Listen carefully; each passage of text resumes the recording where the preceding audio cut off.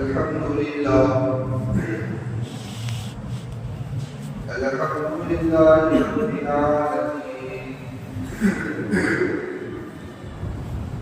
والصلاة والسلام على سيد المرسلين وعلى آله وأصحابه أجمعين أما بعد فقد قال الله تبارك وتعالى في الكلام المجيد والفرقان الحميد أعوذ بالله من الشيطان الرجيم بسم الله الرحمن الرحيم يا أيها الذين آمنوا اذكروا الله ذكرا كثيرا وسبحوه بكرة وأصيلا صدق الله العظيم. معزز سامعین کرام اور برداشت خواتین، دراصل ہمارا مضمون چل رہا ہے محبت الہی، اور اس عنوان پر دو مجلسیں ہماری ہو چکی ہے. گزشتہ مجلس کے اندر یہ بات عرض کی گئی تھی کہ اللہ کی محبت دل کے اندر کیسے پیدا ہوئی، اس کے اسباب کیا ہے. ان اسباب میں سے ایک سبب تھا اللہ سے دعا کرتے رہنا. ایک آدمی چلتے پھرتے اللہ سے مانگتا رہا، مسجد میں نماز کے بعد مانگتا رہا، یعنی اپنا تعلق اللہ تبارک و تعالیٰ کی ذات کے ساتھ قائم. اور ایک خاص دعا میں نے اس مجلس کے اندر کہی تھی، اللہم انی اسألک حبک وحب من یحبک، کہ اللہ میں اس سے تیری محبت مانگتا ہوں اور ان لوگوں کی محبت کہ جس سے تو محبت کرتا ہے. تو خیر، اللہ کی محبت دین میں لانے کے لیے ایک سبب تو دعا ہے. آج کی اس مجلس میں اللہ کی محبت دین میں کیسے آئے، اس کا دوسرا سبب کیا ہے، تو یہ میں نے آیت کریمہ میں ابھی آپ حضرات کے سامنے پیش کیا کہ ایمان والوں اللہ کا ذکر کثرت سے کیا کرو. کیا کیا کرو گے؟ اللہ کا ذکر کثرت سے کرو. جب تم اللہ کا ذکر کرو گے تو اللہ تبارک و تعالیٰ کی محبت تمہارے دلوں کے اندر آئے گی. اب ذرا دیکھو، یہ بات تو مشہور و معروف ہے، آپ لوگوں نے کئی مرتبہ سنی ہے کہ ساری کائنات کو اللہ تبارک و تعالیٰ نے انسان کے لیے بنایا ہے، اور انسان کو اللہ تبارک و تعالیٰ نے اپنی عبادت کے لیے بنایا. ایک بات. دوسری بات ذہن میں یہ بٹھا لو کہ انسان ہی مقصود کائنات ہے. جتنی مخلوق ہے اس کے علاوہ وہ کوئی بھی مقصود کائنات نہیں ہے. چاہے وہ نوری مخلوق ہو کہ چاہے وہ خاکی مخلوق ہو، کوئی بھی مخلوق ہو، وہ مقصود کائنات نہیں. مقصود کائنات صرف انسان ہے. ساری جتنی مخلوقیں ہیں وہ ساری مخلوق انسان کی خادم. کیا ہے بھائی؟ انسان کی خادم. اب قرآن کریم میں فرما رہا ہے کہ کائنات کی ہر چیز اللہ کا ذکر کرے، جمالات ہو، نباتات ہو، پتھر ہو، جو کچھ بھی. تو اب ذرا اندازہ لگاؤ کہ جو خادم ہے وہ اللہ کا ذکر کر رہے ہو، تو ہمیں تو اللہ کا ذکر زیادہ کرنا چاہیے، کیونکہ ہم تو مقصود کائنات. جب یہ مقصود کائنات نہیں ہے تب اللہ کا ذکر کر رہی ہے، تو ہمیں اللہ کا ذکر کیا کرنا چاہیے بھائی؟ زیادہ کرنا چاہیے. اس لیے ذہن میں ایک بات اور بٹھانی، وہ یہ بٹھاؤ کہ اصل غذائیت اور اصل انرجی جو ہے وہ طعام، کھانا. سالن جو ہے وہ اصل انرجی بھی نہیں، اصل غذائیت بھی نہیں. سمجھے؟ اب ذرا دیکھیے کہ جس طریقے سے ایک آدمی سالن کھا رہا تو اس کے ساتھ کے اندر چاول یا روٹی ایک بات تو یہ ہے، ایک بات یہ ہے کہ آدمی صرف چاول کھا رہا ہے، صرف روٹی کھا رہا ہے، سالن نہیں کھا رہا، تو کیا اس روٹی کے اندر یا صرف اس سالن کے اندر کوئی لذت اس کو آئے؟ صرف روٹی یا چاول میں لذت آئے؟ نہیں آئے۔ اصل غذا تو وہی ہے، روٹی اور چاول۔ سالن یہ اصل غذا نہیں ہے، لیکن اس غذائیت کے اندر لذت لانے کے لیے سالن کو رکھا جاتا ہے۔ اسی طریقے سے شریعت کی جو عبادت ہے وہ اصل ہے، لیکن ان عبادتوں کے اندر کیفیت پیدا کرنے کے لیے، ان عبادتوں کے اندر دل جڑی، یعنی ہمارا دل لگے، دل کی حاضری کے ساتھ اور کچھ خشوع اور خضوع ہماری عبادتوں میں پیدا ہو جائے، اس میں سب سے زیادہ مددگار اگر کوئی چیز ہے تو وہ اللہ کا ذکر ہے۔ کیا ہے؟ اللہ کا ذکر ہے۔ اس لیے آپ دیکھیں، جس آدمی کی زبان ذکر کے اندر لگی رہتی ہے، چلتے پھرتے اٹھتے بیٹھتے، صبح کے وقت شام کے وقت، ان کی عبادت کا نقشہ کچھ اور ہوتا ہے، اور جس کی زبان ذکر سے غافل ہے، ان کی عبادتوں کا اثر کچھ اور ہوتا ہے۔ تو یہ ہے ذکر کا فائدہ۔ آگے ایک بات سمجھو، قرآن کریم نے کیا کہا؟ وَاذْكُرُوا اللَّهَ، اللہ کا ذکر کرو، لَعَلَّكُمْ تُفْلِحُونَ، تاکہ تم کامیاب ہو جاؤ۔ پتہ چلا کہ کامیابی اللہ کے ذکر میں اللہ نے رکھی ہے۔ اب کامیابی کا کیا مطلب؟ تو مفسرین نے لکھا ہے اللہ تبارک و تعالیٰ ایسی عزت عطا فرمائیں گے کہ انشاءاللہ اس کے بعد زندگی نہیں آئے ذکر کی بدولت۔ دوسرا فائدہ کیا ہوگا؟ تو فرمایا اللہ تبارک و تعالیٰ ایسی مالداری عطا فرمائیں گے کہ اس کے بعد انشاءاللہ فقر نہیں آئے۔ اور تیسرا فائدہ کیا ہوگا؟ جو کہ اللہ تبارک و تعالیٰ انسان کو عزت دے گا، ساتھ ساتھ میں نے کیا کہا؟ مالداری دے گا، اور اللہ ایسا علم عطا فرمائے گا کہ اس علم کے بعد انشاءاللہ جہل اس کو کوئی نقصان نہیں پہنچائے گا۔ دیکھ اس کا فائدہ ہے بھائی، اسی لیے قرآن کریم نے فرمایا وَاذْكُرُوا اللَّهَ لَعَلَّكُمْ تُفْلِحُونَ، اللہ کا ذکر کرو تاکہ تم کامیاب ہو۔ اب اس ذکر کے ذریعے سے اللہ تبارک و تعالیٰ کی محبت پیدا ہوتی ہے۔ اب قرآن کریم نے جگہ پر عجیب انداز میں کہا کہ وَاذْكُرِ اسْمَ رَبَّكَ، تیرے رب کا نام لیجیے، یعنی تیرے رب کے نام سے یاد کیجیے۔ مفسرین نے لکھا ہے کہ یہاں یہ نہیں کہا کہ اللہ اللہ کہتے رہیے، کہ اللہ اللہ کہتے رہو، نہیں، تیرے رب کا نام لیجیے۔ رب بھی یہ اللہ کا صفت نام، یہ اللہ کی صفت ہے۔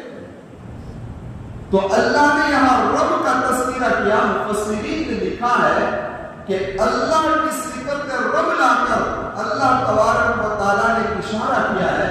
وہ اشارہ یہ ہے کہ جس طریقے سے رب کا معنی ہوتا ہے پرورش کرنے والا، اور ہر آدمی کو جو اس کی پرورش کرے اس سے قدرتی محبت ہوتی ہے، جس طریقے سے اولاد کو ماں باپ سے محبت ہے کیونکہ ماں باپ اس کی پرورش کر رہا ہے، تو اللہ صفت رب لائے اور رب لا کر اشارہ کر دیا کہ ایک کائنات میں بسنے والی انسانیت جب تم میرا ذکر کرو تو محبت میں ڈوب کر کرو۔ کیا کرو بھائی؟ محبت کے اندر ڈوب کر کرو تاکہ میرے ذکر کا اثر۔ اب ذرا دیکھیں، ایک بات صاف ہے کہ اگر کسی آدمی کو کوئی بیماری ہو گئی ہے، اب اس بیماری کی دوا ضرور ہے، لیکن بیماری جب اہم ہے تو دوا بھی اتنی قیمتی ہوا کرتی ہے۔ اور ایک آدمی نے اس دوا جو قیمتی تھی اس کو خریدا، لیکن خریدنے کے بعد ڈاکٹر نے جو طریقہ بتایا استعمال کا وہ اس طریقے سے استعمال کر رہا نہیں، تو کیا مرض کے اندر فائدہ ہوگا؟ نہیں ہوگا، اس میں دوا کا کوئی قصور نہیں ہے۔ پتہ چلا کہ ڈاکٹر نے جس کیفیت کے ساتھ اس کو دوا کو استعمال کرنے کا کہا ہے، اس کو اس طریقے سے استعمال کرے گا، اس عدد سے استعمال کرے گا، تو انشاءاللہ ضرور بضرور دوا کا اثر ہوگا۔ تو اسی لیے علماء نے لکھا ہے کہ آدمی جب اللہ کا ذکر کرے تو اس کی کیفیت کو کوانٹیٹیو اور کوالٹی دونوں کو سامنے رکھے۔ کوالٹی کیسے ہونی چاہیے؟ تو کہ کوالٹی ایسی ہونی چاہیے کہ وہ اللہ کی محبت میں ڈوب کر اور دین کی غروری کے ساتھ اللہ کا ذکر کرے، اور دوسرا کہ جتنا نسخہ اس کے پیر نے بتایا ہے اس اعتبار سے وہ چلتا رہے، تو اللہ کی ذات سے قوی امید ہے کہ دین کی کیفیت کو انشاءاللہ تبدیل،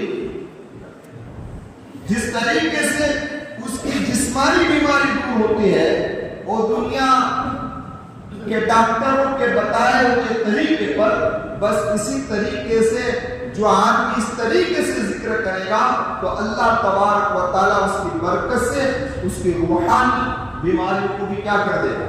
دور کر دے گا۔ لیکن ایک بات یہاں اور ذہن میں بٹھا لو کہ کہیں ہم یہ نہ سمجھ بیٹھے، ہماری سمجھ کہیں ایسی نہ ہو جائے کہ بھئی ہمیں تو یہ کیفیت نہیں مل رہی۔ آج لوگ کہہ رہے ہیں کہ بھئی تلاوت میں مزہ نہیں آیا، تلاوت کو جب کرے جب مزہ آ رہا ہو، کیا وہ آ رہا ہو؟ ہم تو سرسری پڑھتے ہیں، اس سے کیا فائدہ ہو؟ ہم تسبیح پڑھتے ہیں، کیا فائدہ ہو؟ ہم دعا پڑھتے ہیں، کیا فائدہ؟ کہ ہمارا ذہن حاضر نہیں، ہمارا دل حاضر نہیں۔ ایسا نہیں۔ ایک بات یاد رکھو، ذکر ایک ایسی چیز کہ آدمی توجہ سے کرے یا بغیر توجہ سے کرے، اس کا اثر ضرور و ضرور ہوتا ہے، لیکن توجہ سے کرنے سے اثر کچھ زیادہ ہوتا ہے۔ بے توجہی سے بھی اثر ہوتا ہے لیکن معمولی۔ آپ کو ایک واقعہ سنا تھا، نبی کریم صلی اللہ علیہ وسلم ایک سفر سے واپس تشریف لائے، ایک جگہ پر اللہ کے محبوب صلی اللہ علیہ وسلم کے قافلے نے پڑاؤ ڈالا۔ یہ واقعہ میں اس سے پہلے جب اذان کا موضوع ہمارا اس مسجد میں ہوا ہے اس وقت عرض کر چکا ہوں۔ خیر، جہاں میں اللہ کے محبوب صلی اللہ علیہ وسلم وہیں پر نماز پڑھنی تھی تو اللہ کے محبوب نے صحابی رسول سے فرمایا کہ اذان دو۔ صحابی رسول نے اذان دینا شروع۔ اب اسی قریب کے اندر غیر مسلمین کے کچھ بچے، چھوٹے چھوٹے بچے کھیل رہے تھے، انہوں نے بھی اس کی نقالی کے اندر اذان دینا شروع کر دیا۔ جو اذان کے کلمات تھے وہ بھی نقالی کے اندر کہنے لگے۔ جب اذان مکمل ہو گئی، اللہ کے محبوب صلی اللہ علیہ وسلم نے شفقت کے بنا پر کہا کہ ان بچوں کو پکڑو، ان بچوں کو پکڑو۔ صحابہ نے ان بچوں کو پکڑنا چاہا تو سب بھاگ گئے، صرف ایک ہاتھ میں آیا جس کا نام تھا ابو محذورہ۔ کیا تھا؟ ابو محذورہ۔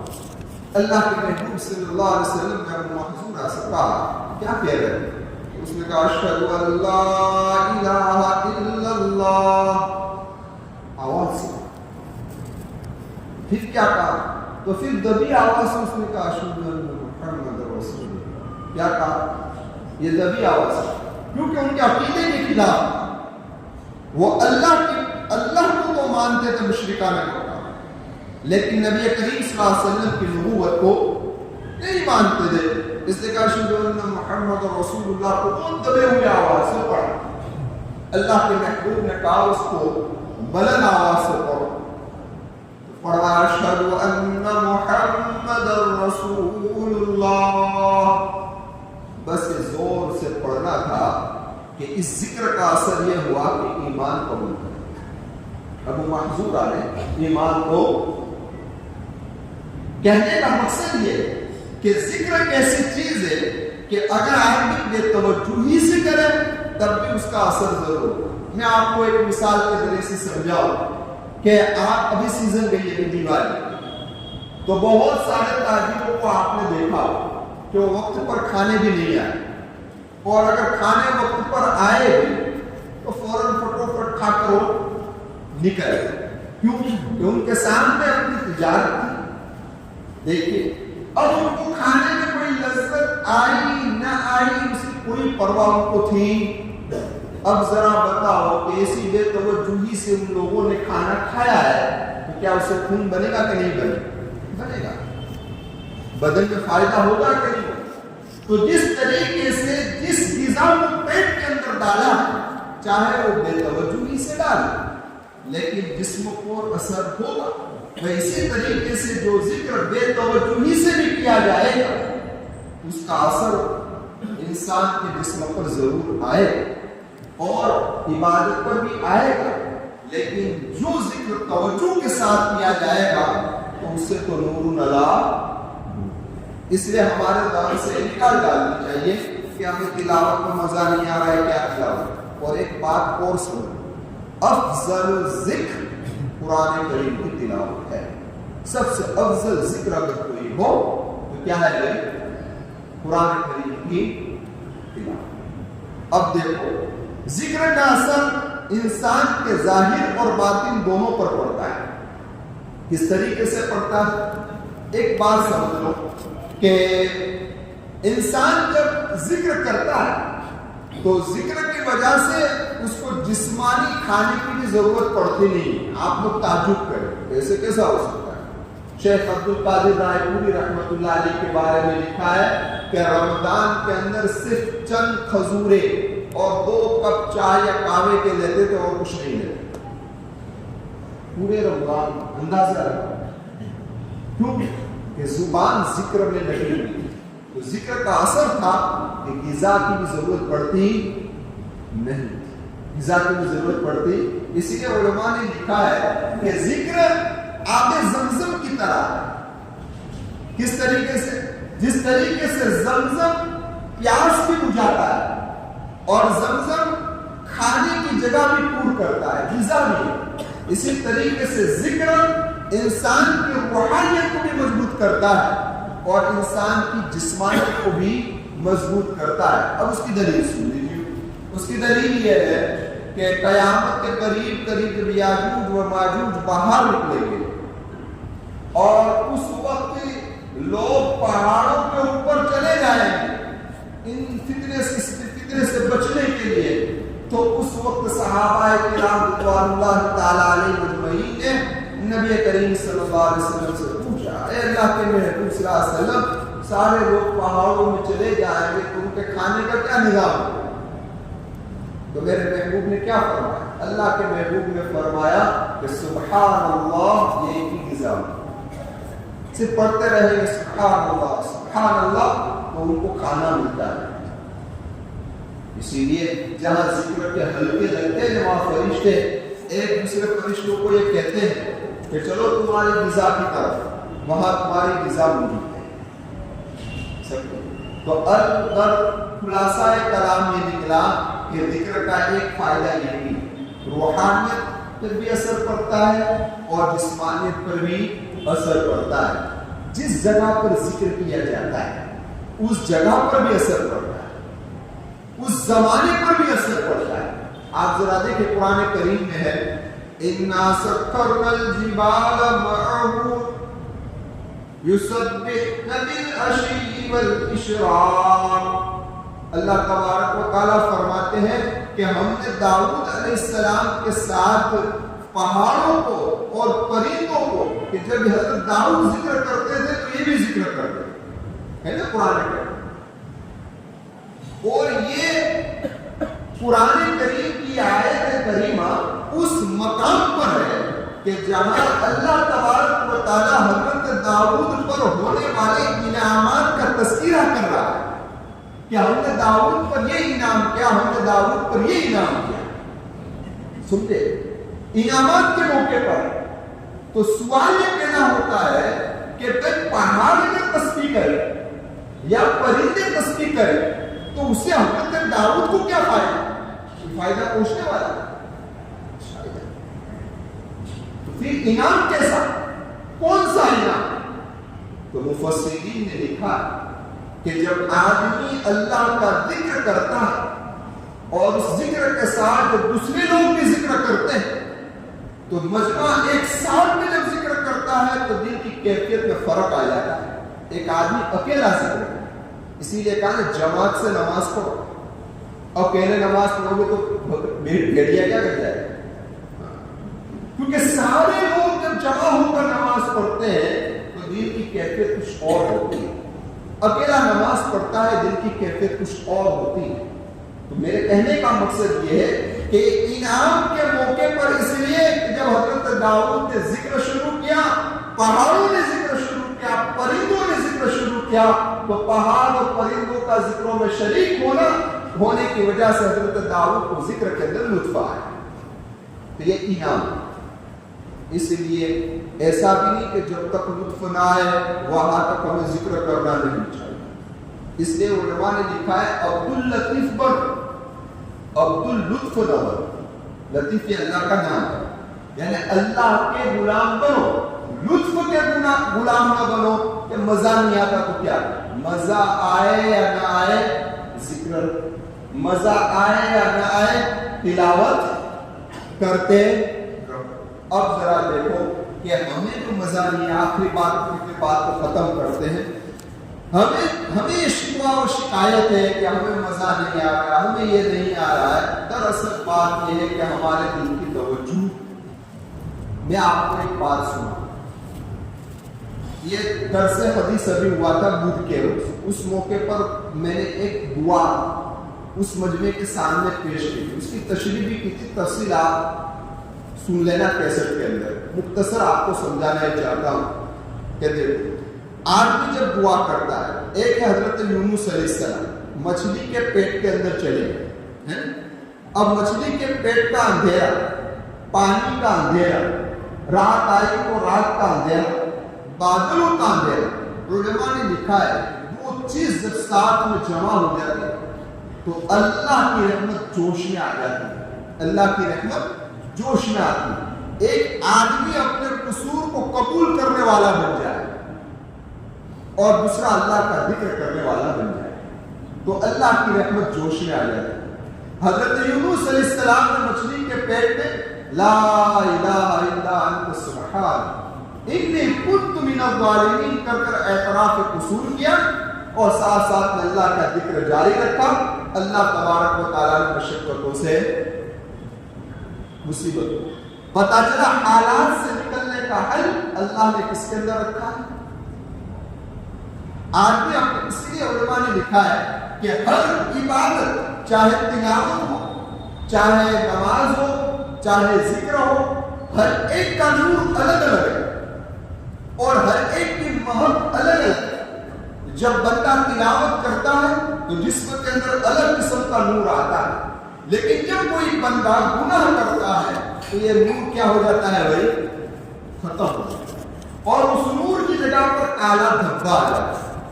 اور علامہ میرے ذہن سے نکل گیا اللہ والے کا نام، انہوں نے کہا کہ جب کوئی بندہ گناہ والی زندگی بھی جانے لگے اور ساتھ ساتھ میں تو ذکر بھی کرتا ہے، کیا دونوں ساتھ میں چالو، تلاوت بھی کر رہا ہے، ذکر بھی کر رہا ہے، گناہ بھی کر رہا ہے، تب بھی اس کے دل کے اندر سے نورانیت ختم ہو جائے گی. کیونکہ گناہ ایک نجاست ہے، نجاست ہمیشہ غالب ہے. آپ چاہے ایسی نجاست کے اوپر خوشبو رکھ دیں، نجاست کی بدبو کبھی ختم نہیں ہو سکتی. سمجھ میں آئے گا. اس لیے علماء لکھتے ہیں کہ جب آدمی گناہ کرتا ہے تو عبادت کے ذریعے سے جو نور پیدا ہو وہ نور زائل ہو گیا. اب اس نے توبہ کر، اب گناہ کا دھبا آ گیا، اب اس نے توبہ کر تو گناہ کا دھبا تو دور ہو گیا، لیکن جو نور چلا گیا وہ ابھی تک آیا نہیں ہے. وہ اسی وقت آئے گا جب واپس وہ نور والی عبادت. اسی لیے کہا جاتا ہے کہ جب بھی آدمی سے کوئی گناہ ہو جائے تو فوراً نیکی کا کام، جیسا گناہ ہو فوراً کوئی نیکی کا کام کر لے. آخر اس دعا کی تشریح مختصر کر کے بات ختم کرتا ہوں. دیکھو ایک آدمی ہم کی دعا مانگتے لا الہ الا انت سبحانک انی کنت من الظالمین، امام صاحب بھی مان رہا ہے، آمین بھی کہہ رہا ہے، خود ہم بھی مان رہے ہیں، لیکن کوئی کیفیت پر اثر پڑتا کیوں؟ نہ ہمیں اس کا ترجمہ پتا، ہم کیا مان رہے ہیں وہ پتا۔ کئی مرتبہ پڑھا ربنا ظلمنا انفسنا وان لم تغفر لنا، لیکن نہ کبھی آنکھوں میں آنسو آئے نہ کبھی دل کی کیفیت میں فرق آئے، کیوں؟ توجہ۔ کاش کہ اگر آدمی کہے ربنا ظلمنا انفسنا، اس وقت یہ تصور کرے کہ میں نے اپنی جانوں پر کتنا ظلم کیا ہے، اس وقت اللہ کی رحمت کا تصور کرے، اللہ کی مغفرت کا تصور کرے، تو دیکھو دل نرم ہوتا ہے۔ اس لیے یہ دعا سن لیجیے، اللہم انی اعوذ بک من جہد البلاء۔ اس کی تشریح ہو گئی ہے بدھ کے روز سورہ سے، اللہم انی اعوذ بک من جہد البلاء ودرک الشقاء وسوء القضاء وشماتۃ الاعداء۔ 4 الفاظ ہیں، کتنے الفاظ ہیں بھائی؟ 4۔ پہلا کیا ہے؟ جہد البلاء، بلا کی مشقت سے اللہ میری حفاظت فرما۔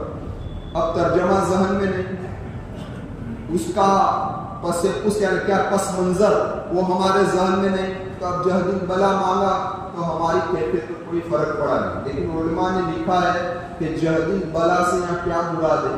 جہد البلا سے یہاں مراد ہے کہ دین و دنیا کی ساری مصیبتیں آ گئی، اور صرف مصیبتیں نہیں کہ اس کو ہٹانے کے بارے میں ہمارے پاس قدرت بھی نہیں، ایسی مصیبت، ایسی مصیبت، اور ساتھ ساتھ کے اندر یہ مصیبت اگر ہمارے اوپر آ جائے تو صبر کرنے کی بھی طاقت نہیں، ایسی یہ مصیبت ہے۔ تو اللہ کے محبوب نے فرمایا کہ ایسی مصیبتوں سے پناہ مانگو۔ اب اندازہ لگاؤ کہ ذہن کے اندر جب یہ خاکہ ہوگا تو اب دعا مانگنے میں مزہ آئے گا نہیں، تو پھر آنکھوں میں آنسو آئے۔ اس طریقے سے فرمایا من جہد البلاء ودرک الشقاء، اور بدبختی سے حفاظت فرما، وسوء القضاء۔ یہ جملہ بڑا جامع ہے، اے اللہ تیرے فیصلے کی برائی سے ہماری حفاظت کرو، کیونکہ اللہ کا کوئی بھی فیصلہ برا ہوتا، اللہ کا کوئی فیصلہ برا ہوتا، اللہ کا ہر فیصلہ اچھا ہے، کوئی فیصلہ اس کا برا نہیں۔ ہاں جس کے بارے میں یہ فیصلہ کیا گیا ہے اس کے بارے میں وہ فیصلہ اچھا اور برا ہو سکتا ہے، لیکن اللہ کا کوئی فیصلہ برا، اس کو مثال سے سمجھ۔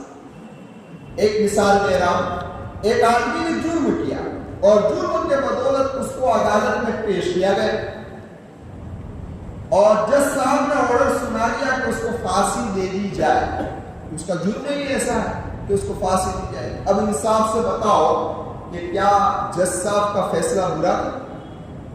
وہ تو انصاف پر تھا کہ اس کا جرم ہی ایسا ہے کہ وہ پھانسی کا مستحق ہے، اس لیے جج کا فیصلہ برا نہیں ہے، اچھا انصاف کا فیصلہ ہے، لیکن جس آدمی کے بارے میں یہ فیصلہ سنایا گیا ہے اس کے حق میں کیا ہے؟ برا فیصلہ ہے، اس کی زندگی کا مسئلہ ہے۔ بھائی اسی طریقے سے اللہ کا ہر فیصلہ انسان کے حق میں بہتر ہے، لیکن جس انسان کو سنایا جا رہا ہے اس کے حق میں یہ فیصلہ کیا ہے؟ برا اور اچھا ہے۔ تو اب ذرا خلاصہ کلام یہ نکلا کہ ہم جب یہ کہہ رہے ہیں کہ سوء القضاء، اے اللہ بری تقدیر سے، برے فیصلے سے ہماری حفاظت فرما، اس کا مطلب یہ ہوا کہ اے اللہ آپ نے ہمارے گناہوں کی نحوست کے بنا پر ہمارے مخالف جتنے فیصلے آپ نے کر دیے ہیں، اور اس فیصلے کی برائی جو ہمیں پہنچنے والی ہے اس کو آپ خیر سے تبدیل کر دیں، اچھا اسے تبدیل کر دیں۔ پھر آگے اللہ کے محبوب نے کیا فرمایا؟ وشماتۃ الاعداء، دشمنوں کے ہنسنے سے ہم سے کوئی ایسا کام نہ ہو جائے کہ جس سے دشمنوں کو ہنسنے کا موقع مل جائے، ہمارے کوئی ایسا راز ظاہر نہ ہو جائے کہ جس سے دشمنوں کو ہنسنے کا موقع مل جائے۔ تو اب ذرا دیکھیں اس تصور کے ساتھ اگر انسان دعا مانگے گا تو اب دعا کے اندر مزہ آئے گا کہ نہیں آئے گا؟ تو اسی لیے علماء نے لکھا ہے کہ جب اللہ کی محبت دل میں پیدا ہو جاتی ہے تو انشاءاللہ عبادت میں بھی مزہ آنے لگتا ہے اور دعاؤں میں بھی مزہ آنے لگتا ہے، اور اللہ کی ذات سے تعلق قائم کرنے کے لیے یہ ساری دعائیں موصولہ ہیں۔ اٹھو تو یہ دعا پڑھو، سو تو یہ دعا پڑھو، کھاؤ تو یہ دعا پڑھو، دسترخوان اٹھاؤ تو بیت الخلا میں جاؤ تو بیت الخلا سے نکلو، تاکہ انسان کا ہر وقت تعلق اللہ کی ذات سے کیا رہے گا؟ قائم رہے۔ تو اللہ کی محبت دین میں پیدا کرنے کا دوسرا سبب ہے ذکر اللہ، اللہ کا ذکر کیا جائے۔ افضل ذکر قرآن کریم ہے، اس کے بعد کچھ تسبیحات ہیں، ان میں سے افضل تسبیح سبحان اللہ و بحمدہ سبحان اللہ العظیم ہے، تیسرا کلمہ ہے، چوتھا کلمہ ہے لا حول ولا قوت الا باللہ ہے۔ ہمیں اپنی طاقت اور اپنی حیثیت کے مطابق بعض علماء نے لکھا ہے کہ درود شریف کے بارے میں اشعار لکھے گئے ہیں، ان میں سے ایک شعر کا صرف ترجمہ پیش کر دیتا ہوں کہ جب تم کسی حالات اور مصیبت میں گھیر جاؤ تو رات کے آخری حصے کے اندر محمد رسول اللہ کا درود شریف پڑھ لیا کرو اور پڑھا کرو رات کے آخری حصے میں، اللہ اس کی برکت سے تمہارے حالات کو بہتر سے بہتر بنا دے گا۔ تو میں یہ کر رہا تھا درود شریف کی بھی ایک مقدار متعین ہو کہ مجھے روزانہ کتنے درود پڑھنے ہیں، یہ ذکر کا ماحول رہا تو اللہ کی محبت دل میں آئے گی۔ اللہ سے دعا کرتا ہوں اللہ میرے دل میں بھی اللہ کی محبت عطا فرمائے اور آپ لوگوں کے دلوں میں بھی اللہ کی محبت آ جائے، اور ان لوگوں کی محبت اللہ ہمارے دلوں کے اندر ڈال دے جن سے اللہ تبارک و تعالیٰ محبت کر رہے ہیں، اور ان اعمال کی محبت بھی اللہ ہمارے دلوں میں ڈال دے کہ جن اعمال کی وجہ سے اللہ کی محبت نصیب ہوتی ہے۔ آمین وآخر دعوانا ان الحمد للہ رب العالمین۔